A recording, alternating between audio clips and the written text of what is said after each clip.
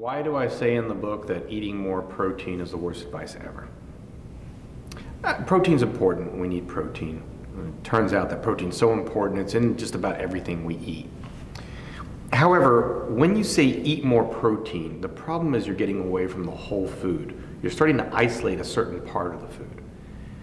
And what people know has protein in it is meat. They don't seem to know that, beans and vegetables and kale and things like that have protein in it. And when you say eat more protein, even though everybody in the country is getting enough protein, now they're going to be overeating protein. They're going to be doing it using meat products, and they're going to ignore the negative effects of these products simply because they think they need this extra protein. So telling someone to get more of a certain macronutrient could drive them to eat the wrong foods when you could get that macronutrient in adequate amounts using safer foods. Yeah, I find it weird that we're such a protein-obsessed country. Like, everywhere you look, this has protein, that has protein. We've got 12 grams. How many more grams of protein? And what's true is that for an average person, I'm not talking an Olympic athlete, they can't utilize all this protein. Their body's not going to be able to use all this protein. But we're so unbelievably obsessed with protein. And yet, when you look at the data, we well overeat recommended allowances of protein. We overeat recommended allowances of protein even that they recommend for bodybuilders. And yet, when you look at our health, we're not doing well. In fact, we're doing horribly. We eat more protein than any other country in the world. We've got some of the worst health in the world. Whereas if you look at the countries that have just stellar health, like if you go to Okinawa, they're only getting about 7% of their calories from protein, whereas 15 to 20% of our calories come from protein. And we think we're low, and we need to go even higher. Why aren't we going lower like the blue zones and the cultures that are living long, healthy lives? There's nothing about eating protein that's going to make you lose weight. Yes, if you go on a Atkins ketogenic diet where you eat nothing but protein and fat, your body will go into ketosis, which makes you lose water. You're not hungry, so you eat less calories, and you will lose weight. But it's not sustainable, and it can be dangerous for other reasons. But just because that works doesn't mean protein in and of itself works. And in fact, when you look at the data, again, people that eat the highest protein tend to weigh the most. When they look at the studies from the Adventist Health Study, or when they look at the EPIC data study, high protein eaters tend to weigh the most. Plant-based eaters tend to weigh the least, and they tend to get less percentage of their calories from protein. When you're trying to decide what to eat in order to lose weight, it's not just fat or it's not just protein. It really have to look at the whole foods. But yeah, what I look at is calorie density. So for instance, fat is very, very calorie dense. Meats are calorie dense.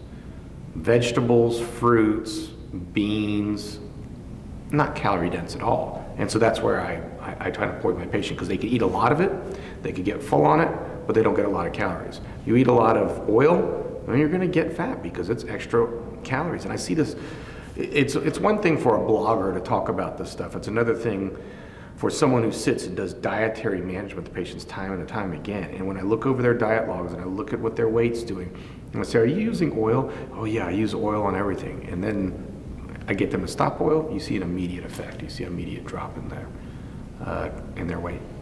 That's a tough question to ask, and I don't know that we have a really good scientific answer to that. All oils have 9 calories per gram because they're pure fat. Some oils have more omega-3, less saturated fat. Coconut oil has a ton of saturated fat, though the saturated fat it has is not the kind of saturated fat that really raises cholesterol really high. Olive oil is the known entity. I mean, olive oil has been associated with good health. It's got catechins and good things in it, though it's still high in calorie. The problem with olive oil is it doesn't cook well. And you can get changes in the oils when you cook it, which are changes you don't want. Oxidation of the oils. Coconut oil cooks a little bit better. My tendency is to think, do we need oils at all? Is oil some kind of essential part of the diet? And I don't think so. I mean, we cook in my household using water and simple techniques that don't require any oil. If we do any oil, it's a very little bit amount of olive oil. But we try to stay fairly oil-free. Yes, I mean, people that have a very high animal protein intake tend to have higher rates of heart disease, higher rates of cancer, higher rates of early mortality, and there's many studies looking at this. And a lot of those studies are difficult to interpret because, and it's hard for me to explain this to the layperson, but they try to control. So for instance, they want to see if animal protein causes diabetes. But what they want to do is they want to control for other factors that may cause diabetes. So they look at two groups of people and they say, okay, well, the vegan group weighs less. This other group that has diabetes is very heavy. So what we're going to do is take all the heavy people out and then look at the comparison between the two groups to try to take away confounding factors. And it does take away confounding factors, but it also takes away other mechanisms by which the vegan diet takes away diabetes. And so the correlation between meat and diabetes drops. It's still there, but it drops. If you add back in the overweight people, it goes up even higher. But there's clearly people that have a very high animal protein intake in general tend to have more disease processes. Well, the RDA did come up with a recommended daily allowance for protein.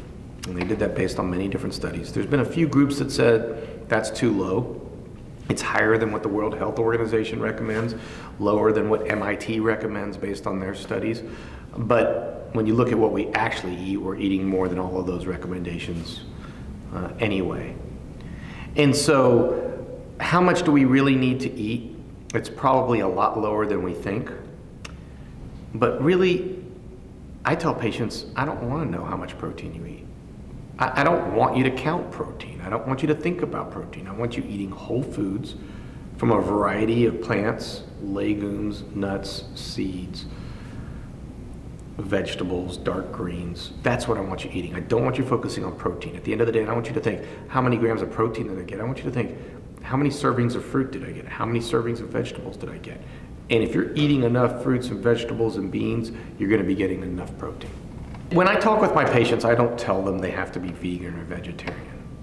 I tell them they need to eat a lot more fruits and vegetables and beans and nuts and seeds, and they need to start treating meat as a side dish or once in a while meal, an accoutrement to the meal, but that they need to start focusing on more plants in their diet. People misunderstand what causes diabetes. Like if you ask the layperson, if you ask doctors, what causes diabetes? They're going to tell you carbohydrates. Diabetes is not a disease of too many carbohydrates. It's a disease of an inability of the body to process those carbohydrates. The body cannot process those carbohydrates because your cells, so the part of your body that utilizes the most sugar are your muscle cells, because sugar is energy. Those muscle cells have to have insulin receptors so that when you eat sugar, your pancreas sends out insulin, and that insulin helps shuttle the sugar into the cell. Problem is, if you're eating a lot of fat and certain amino acids, that causes fat to go inside these muscle cells and interrupt the process of making insulin receptors. So these muscle cells no longer have insulin receptors. So your body throws out insulin, but there's no insulin receptor, so your body can't put sugar in. So now you eat sugar and the sugar is going up really high. And yes, high sugar has negative effects, but the disease process is not that there's high sugar. The disease process is that your body's not utilizing that sugar. And so if you take someone and put them on a high fat, high protein, low carb diet, their blood sugars will drop, but are they no longer diabetic? No, they're still diabetic. If you do an oral glucose tolerance test, if you give them sugar, their sugar will rise inappropriately because those muscle cells are not producing insulin receptors. Yeah, there's this myth that cultures that eat high protein diets thrive, and it really is a myth. First of all, you got to understand that cultures in the past lived in subsistence levels. I mean, they weren't eating extra food. They were worrying about survival. They weren't worrying about thriving. They were eating a diet that made them survive, and so any food that was available was what they ate. And so what did they eat? It depends where we're talking about. Parts of the world it was all gathered food. Other parts of the world it was seafood. I mean, it differed, and it differs over what millennium we're talking about and what part of the world we're talking about.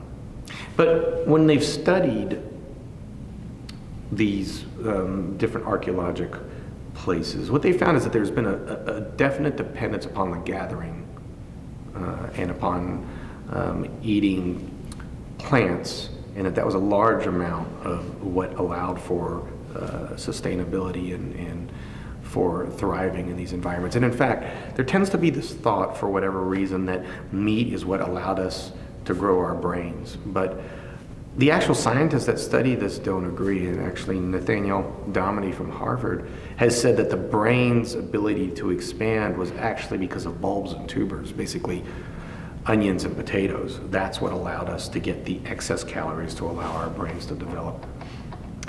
But I find it really weird that everyone's looking at what they did thousands of years ago to survive. I mean, it's kind of crazy because they were survival. They weren't living like we do now into the 70s and 80s. And their goal wasn't thriving. It was to eke out a day, to escape a fear. And now we're trying to thrive when these challenges aren't around from us. And so we require things different than they required back then. And we should be evolving, not devolving to back what they did back in those days. And when you look around cultures in modern day era that thrive, they're thriving on lower protein diets. And again, it's not that they're eating lower protein diets. They're also eating lower fat diets and higher carbohydrate diets from natural foods. They're not eating processed junk. It's a whole process. It's not just one thing. It's not just protein. It's this whole process. But if you're thinking in terms of, oh, I want protein, that will drive you away from this whole lifestyle that these healthy cultures lead.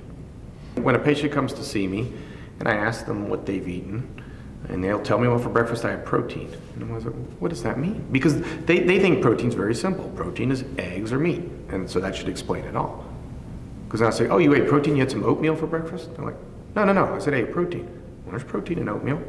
No. I ate eggs. And it's the same thing as you go and order a salad at the restaurant and they say, would you like some protein with your meal? And you're like, well, what do you mean by that? And, well, you want some steak with your salad. And, well, there's more calories from fat in steak than there is protein. So you ask me if I want fat with my salad? So we're so messed up in this terminology, which is why I really want us getting away from this terminology and focusing more on whole foods.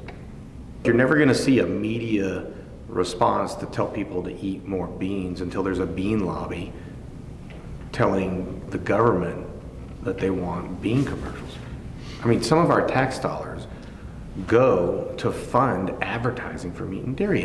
And I pointed out in my talk, but the USDA advisory board, the experts, told the USDA that they need to have less meat, and yet the USDA didn't really follow their advisory boards because they never do, because they're under the lobbyists were circling like a hawk during that thing.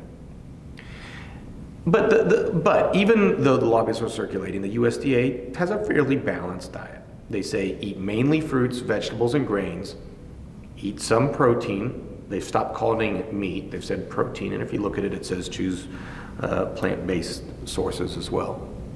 So it's a fairly balanced looking plate. But now, if you then make a circle and you graph out where our tax dollars go, there's no money to fruit and vegetables, which we're supposed to be eating more than half of our plate. There's no money going to them. All the money is going to the meat and dairy. It's preposterous. It makes no sense whatsoever. The government through one face is saying eat fruits and vegetables, the other face says we're not going to fund fruits and vegetables at all. So, the meat lobbies and the dairy lobbies are so unbelievably powerful. And if we continue to allow career politicians that get their elections paid for by these guys, and these guys are going to support them when it comes down to votes in Congress, well, you're not going to get a change. There's no money in a bean lobby. There's no money. Big kale just isn't that big. And until big kale gets really big, you're not going to see a kale commercial. And this is going to, it affects us in so many ways. I mean, look at the school lunch program. They successfully argued that pizza was a vegetable because it had tomato sauce on it. It's preposterous. I mean, it makes no sense to any human. But that's how our government works. Sounds like I'm a conspiracy theorist, but this isn't conspiracy. This is flat out in the open. This isn't hidden from us. You could look all this stuff up. So I'll have a patient come in to see me, and they'll be overweight. Most people come to see me, and they're coming to see me for weight issues, but it's not a cosmetic thing. They're coming to see me because their weight issues are starting to affect their health. They have sleep apnea, they have hypertension, they have heart disease or high cholesterol. Their doctor's sending them. They have all of these problems. When I see these patients, it's a complex thing that I have to go through. People have this very wrong idea that obesity is like some kind of willpower thing, that these people somehow have no willpower or drive, and that's why they're like this. Most of my patients have been overweight since they were born. Their family's overweight. They've been to fat camps at 10 years old. They've spent their whole life dieting. No one comes to me and be like, I've never tried a diet before. I thought I would start with surgery. That is not what happens. There was a crazy New York Times article recently about you should do a low-carb diet before you go for weight loss surgery. Every single one of my patients has done Atkins. Every one of them. They've done multiple times. Atkins, South Beach, all of this stuff. So I sit down with the patients and we go over their family history.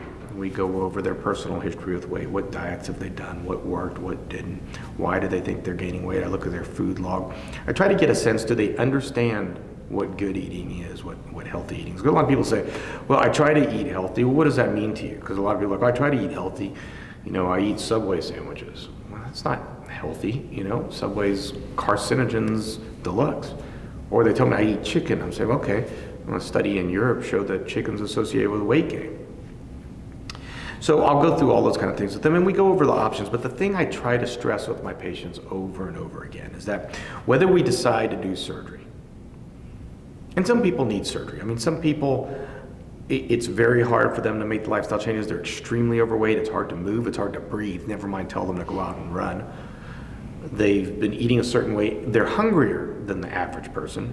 This is what my talk was about yesterday. Some people are hungrier due to changes in the brain. If you look at an MRI scan of an overweight person, their brain looks a lot like a functional MRI scan of an addict, of an alcoholic or a drug addict. The brains look almost identical. There's a lack of dopamine receptors, and this causes them not to be as satisfied when they eat.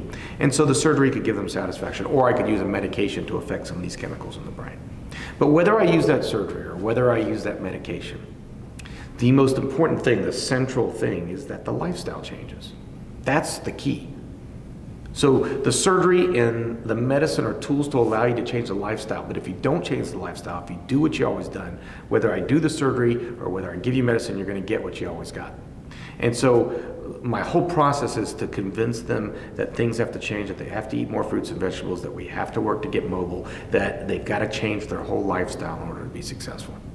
For surgeries, we have kind of a menu of things we think about, and everyone's different. I don't really do the lap band anymore. It's not very successful. Surgery called a duodenal switch, which is a very complicated surgery that makes it where you don't absorb all the calories you eat, and we reserve that for super morbidly obese patients that need a really huge surgery. The most commonly performed surgery nowadays is the sleeve gastrectomy. It's one of the newer surgeries where we take out part of the stomach that controls hunger. And now you've got a smaller stomach, and the hormones that control hunger are taken out. And then there's the tried and true gastric bypass, which is the oldest surgery and the one we've done probably the most of, and has really good long-term success. Right. There's some patients that come in and I look at their food log and I look at their history. How long have you been overweight? Oh, 5-6 years. Okay. This isn't someone's been overweight all their life. Family overweight? No, my family's not really overweight. I'm the only one. Look at their food log. Eggs and bacon for breakfast, cheeseburger for lunch, steak for dinner, and some ice cream. Okay.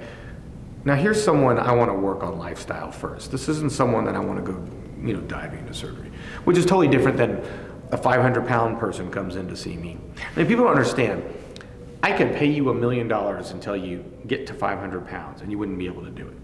Your body wouldn't let you do it. They've done these studies where they went to prisoners and tried to have them eat their way, to super morbidly obese, and their body just won't let them do it. The metabolism speeds up, et cetera, et cetera. So someone who's 500 pounds, they don't get there easily. And they've got, were your parents overweight? Yeah, both of them, morbidly obese. Have you been overweight all your life? Yeah, since I was a kid. Have you tried diets? Tried diets. I was dieting at 6. Okay, here's someone where I need to speak about lifestyle, and that's very important, but they may need a tool. They may need surgery to help them. There's a sugar lynching mob going out right now, which is not inappropriate. Sugar's not good for us. Processed sugar calories without nutrients. Calories without nutrients in an unnatural form is not what our body should be eating. But I find it a huge scapegoat. No, my patients come into me and they know sugar is bad for them. It's not like oh, sugar's bad for me? I didn't know that. Oh my gosh, there was a whole conspiracy where sugar was trying to show us that it was good for us. I mean, we've always known sugar was bad for us. I can't ever think that anybody, even when I was a kid, I knew that ice cream wasn't exactly good for you. But my patients come in, they're like, oh, I don't do sugar. Sugar's bad for you. I won't even, an apple, I don't want to eat an apple. It's got sugar in it. So now they fear fruit, which is preposterous. But on top of that, they're like, no, I won't eat a sugar. Instead, I'm going to have bacon. Bacon's going to be good for me. So the focus has been taken off some of these other bad foods in like all the limelight's just on sugar. So yeah, sugar's not bad for you. I mean, sugar's bad for you. Okay, fine. But so are a whole bunch of other foods that are being eaten in greater portions than the sugar is. You wonder why you see sugar commercials and you see commercials for, meat, it's what's for breakfast. And, it sounds like a conspiracy theory, but it's not a conspiracy. It's blatantly out there. If you look, the USDA had a meeting where they come up with what we should eat. And it's fairly reasonable recommendations. They have a plate. The plate says eat mainly fruits, mainly vegetables and grains. There's a small portion that used to be meat. Now it says protein to include plant-based proteins. There's a glass of dairy. Go figure. Wonder why that's in there. But the glass of dairy aside, the plate is fairly reasonable. So the government says this is how we should eat. Now you would think, if you were a common sense thinking person, that if that's what they think we should eat, that's what they would be funding. But if you now go to the government and look at where our dollars go, and our dollars actually go to fund meat commercials. You see a commercial from the National Beef Council, that's being funded by you. If you look at it, the vast majority of our dollars that are spent on food are spent on meat and dairy. And if they are spent on grains, it's grains to feed our meat and dairy. This kind of stuff is never going to change unless we make serious changes. You got to understand that these lobbyists are paying these career politicians. I hate sounding like a conspiracy theorist, but it's the way it goes. They're paying these career politicians to make votes as to where our food dollars, our dollars that support food programming and raising food. I mean, it's crazy to me that these big, huge companies that are rich as hell still get food subsidies from us.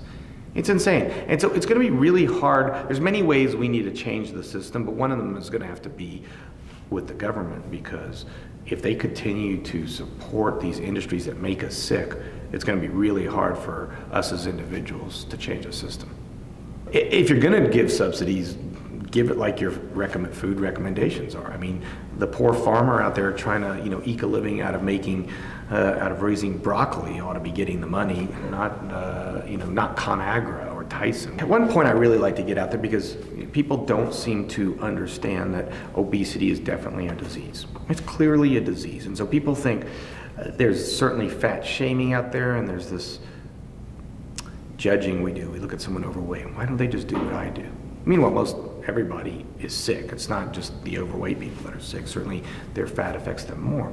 But when you look at, for instance, adoption studies, if your parents, biological parents, are obese, and you get adopted by the healthiest family in the world, you're still probably going to be obese.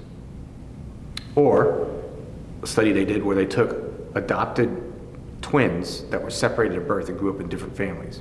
If one's obese, 80% chance the other one's going to be obese regardless of the environment. So there's nature and nurture, but there's a lot of nature. Now, of course, there's also nurture, because yeah, there's a gene that predisposes to obesity, but we're getting bigger every year. And so there has to be something else going on. And so it's we have what's called a two-hit hypothesis, which is, like for instance, to get melanoma, you have to have a gene that predisposes you to melanoma.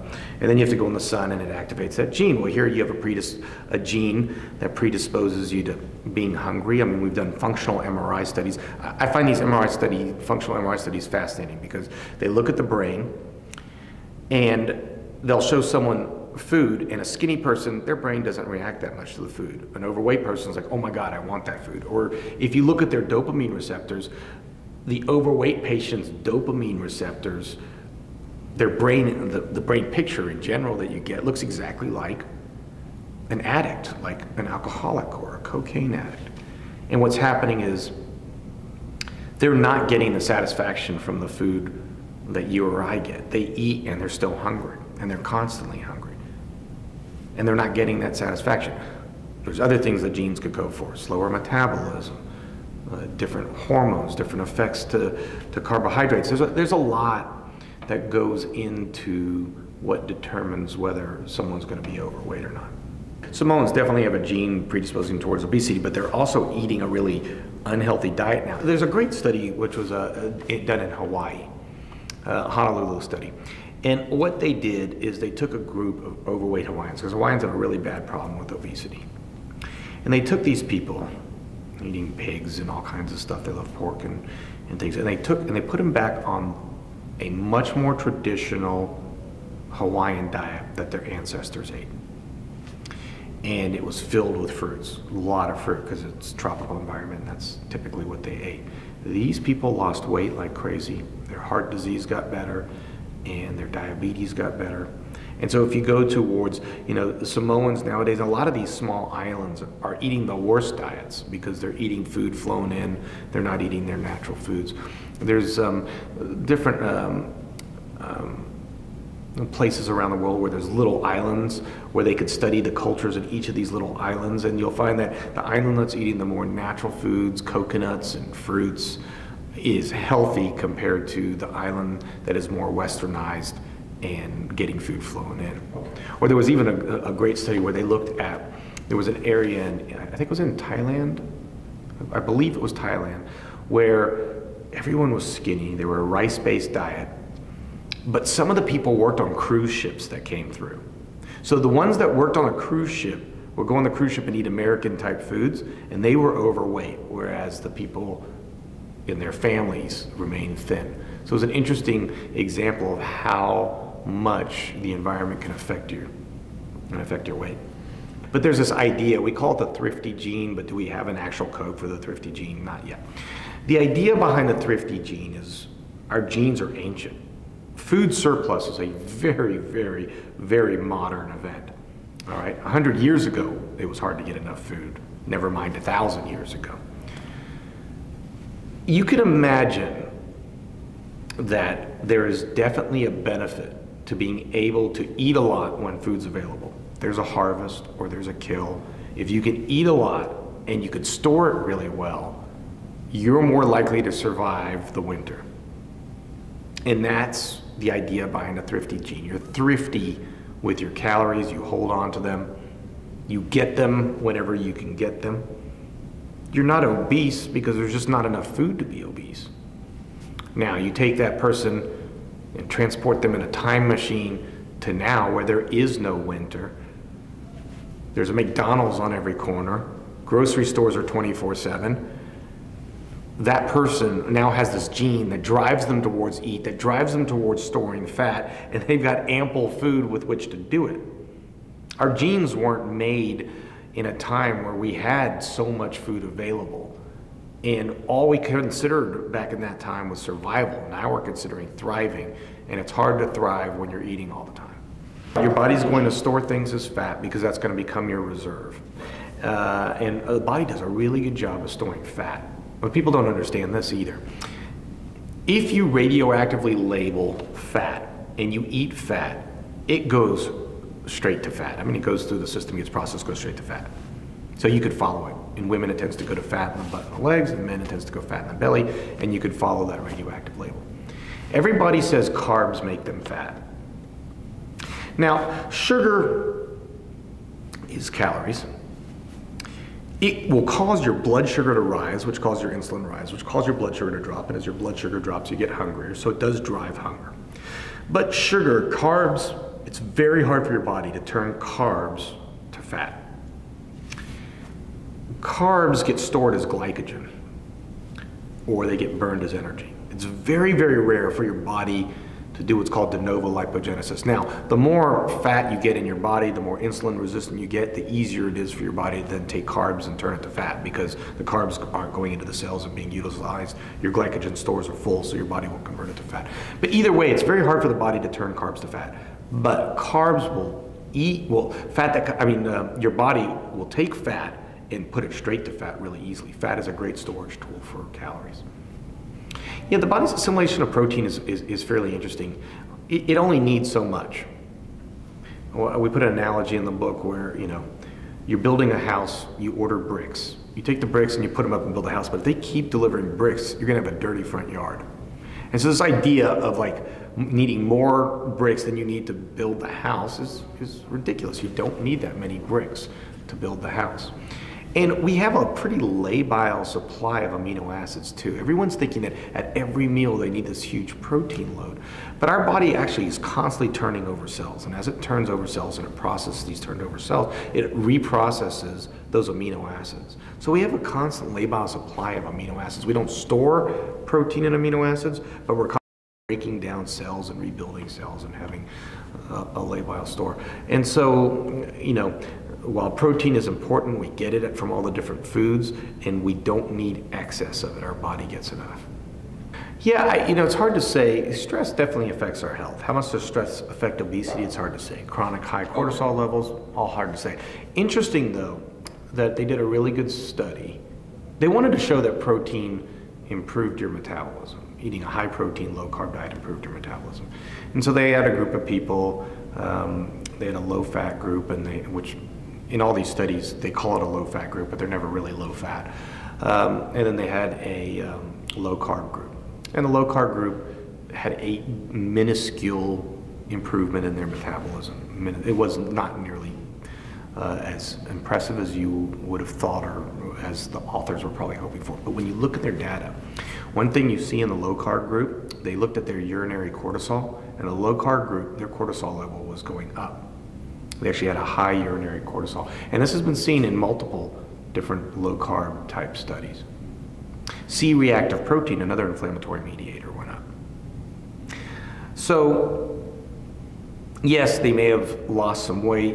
Yes, metabolism may have changed, but their body was under stress. And part of that stress response is to increase cortisol. We know cortisol is a catabolic, meaning hormone, which means you're breaking down muscle with it. And we also know that it does lead to storage of fat, which is why people that take prednisone and steroids tend to store fat.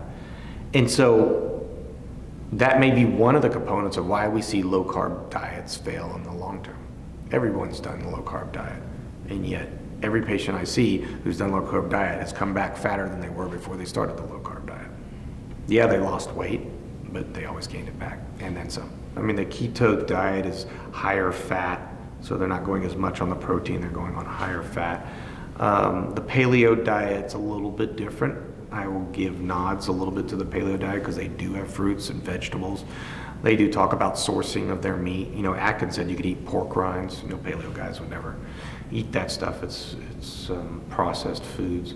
And so there's a little bit of an advantage there to the paleo, but to me, they're still putting way too much emphasis on the meat and not enough emphasis on the plants. People's tolerance of foods can't be trusted necessarily. In other words, it's not that some people are gluten intolerant, right? You hear this all the time. Gluten, gluten, gluten. Which is weird because we have thrived on gluten for thousands of years, and all of a sudden everyone's gluten intolerant. Is it the gluten, the way we're raising it now? Is it the GMO? Possibly. But is it placebo effect, or what we call nocebo effect? Possibly too, because they did a study where they took a group of people that were gluten intolerant and they fed them food that had gluten in it, but they told them there was no gluten in it.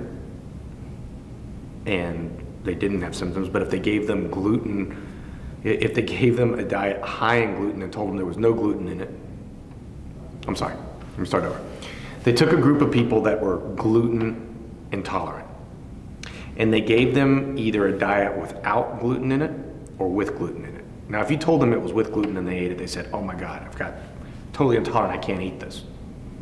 Now, if you gave them a diet with no gluten in it, no gluten, but you told them there was gluten in it, oh my God, I can't tolerate this. I'm gassy, this is making me gassy. I understand there's a bit of a nocebo effect. There's no gluten in it, but they're having those same symptoms. But I think one of the big things that we don't take into consideration is the fact that our bowel bacteria is very much dependent on the way we eat. And if you're eating a certain way your whole life, you've got a certain bowel bacteria, and that bowel bacteria may not process these foods that we eat. And so you say, I can't eat that, I can't tolerate that. But if you completely changed your diet, and it was a great article where they had people completely change to a plant-based diet, and their bowel bacteria completely change. And if you completely change your bowel bacteria, you may be able to process foods that you were never able to process before. So I can't tolerate this may just be that I'm not adapted to this, but you can still adapt to it. You go through medicine training, you go through medical school, there's no talk about diet. I just didn't think about diet. I just pictured human beings as, I don't know, we were dealt a lemon as a body. This is a body that's going to get disease. I mean, look at it. You can tell someone, you've got hypertension and high cholesterol, and they'll be like, oh, okay. What pills do I get? And there's no shock anymore in telling someone that they have a disease. It's almost expected. Even cancer nowadays. You got cancer.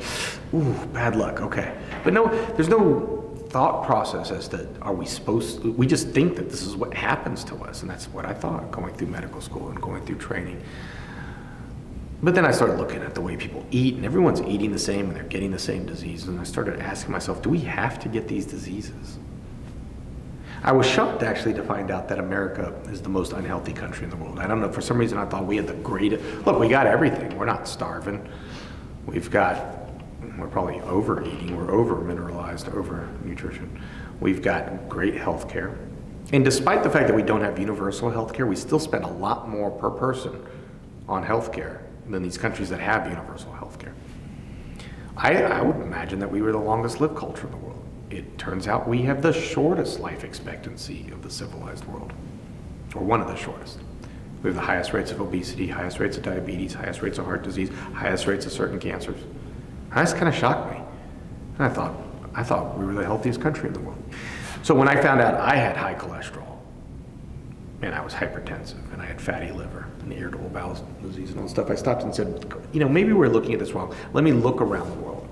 And I started looking at studies of different cultures, and studies like the blue zones, where they went and looked at the cultures that live, you know, to 100 years old. And these cultures, there's not me over in Okinawa telling people how to lose weight. They're naturally keep their weight off. And it was odd for me to find, if you would ask me, what does an Okinawan eat? I'd say I'd probably eat a lot of fish. That would be my guess. No, the vast majority of their diet is yams. Yams and rice. And I was a big carbs are bad for you guy. They're eating yams and rice, so they're eating a really long life. Yams, rice, vegetables, fruits.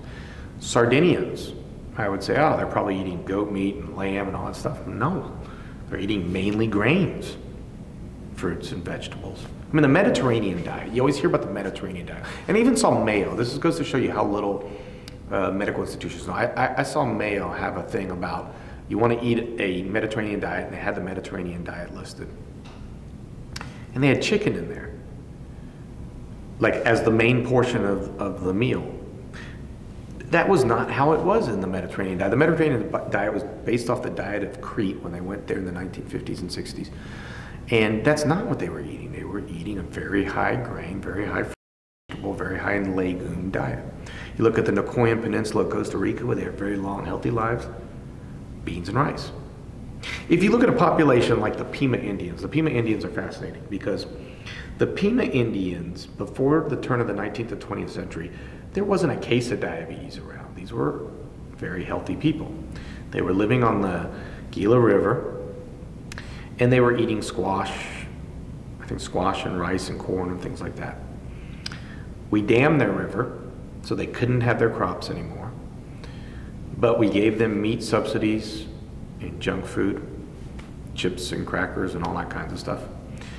And that became their food. And they went away from this living off the land to this living off food subsidies.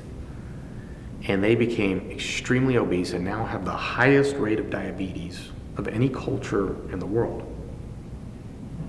Now, the interesting thing is the Pima Indians, which are their genetic equivalent in Mexico, eating a very high carb diet, squashes and beans and things like that, don't have diabetes. And they run all day long. They're a big running population. Ample energy, live longer than the Pimas, have less diabetes and are less obesity. So the way you eat can really affect a population. We kill 80 billion animals a year. 80 billion, that's how much we do to feed us. It's crazy. There's so much to summarize. There's so much I want to tell people. We're living in such, I mean, sometimes I feel like I'm in the twilight zone. I mean, literally, like, you know, the World Health Organization gets together with the American Institute of Cancer Research, and they have panelists that are going to review the literature. These are some smart people. And we're talking PhD. You know what we've lost in this society? Everyone's so afraid of authority and mistrustful of authority. We don't trust authority anymore. But all of a sudden, when you don't trust authority, all of a sudden, any idiot could be an authority. Anybody's opinion is now as valuable as someone who does a lot of work. So the AICR and the WHO get together and they review all the literature that's out there. I mean, this is a lot of literature. And they come up with a conclusion that processed meat is a class 1 carcinogen, which means there's no question, this is a carcinogen. And meat is a 2A carcinogen, which means it's probably carcinogenic. And so so they release these results, they make this announcement, and nothing. Do schools make any changes for the kids? Does I wake up, I go to my hospital, bacon in the morning. So people are coming to get treated by us that have cancer, and we are giving them a known carcinogen on par with plutonium. We're giving it to the patients, and they're having hot dogs for lunch. It's preposterous, it's crazy. I'm cutting people open on a daily basis because they're eating the wrong foods. People are cutting open someone's chest as we speak right now because they ate the wrong foods. We have a diabetes epidemic because we eat the wrong foods. And we keep trying to fix the problem doing the same thing over and over again. Oh, we need to eat more protein. We've been doing this for years, years and years and years. We need years and years and years, we need more protein, we need more protein, we need more protein. And it's not working, and it never will work. And if you know, it's the definition of insanity. You do the same thing over and over again. And I don't know what it's going to take for us to realize that there is a way of eating out there. I mean, we have, Dean Ornish did a study where he reversed heart disease, and he reversed prostate cancer, and he made the chromosome, and this is a controlled prospective study, made the chromosome telomere, which is the cap that protects your chromosome, grow over a 5-year period on a plant-based diet. And yet doctors aren't listening. If I say to a doctor, oh, God, that Dean Ornish study is fascinating, isn't it? He did that with the Nobel Prize winner, Elizabeth Blackburn. Like, what Dean Ornish study? Like, no one's listening. And I don't know what it's going to take to shake everybody out, to make them realize that we have this unbelievable, weird world where we're tearing up our environment to raise animals that we then eat that tear up our insides and our health. And it's got to change. And there's a million ways to talk about it. That's what we've been doing all week here. I just hope people listen.